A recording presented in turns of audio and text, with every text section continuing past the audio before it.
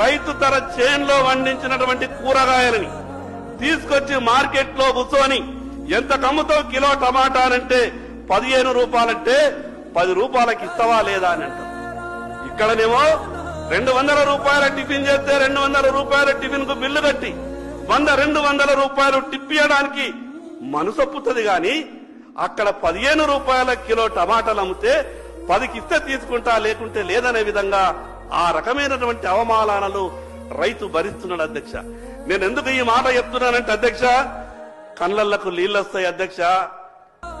ఈ రోజు ఏ రైతు కూడా సంతోషంగా లేడు అధ్యక్ష.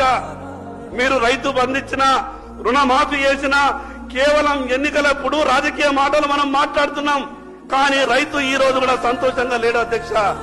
అధ్యక్ష, 5 ఎకరాలు ఉన్నటువంటి రైతు తను పండించినటువంటి పంటని కుటుంబం అంతా కూడా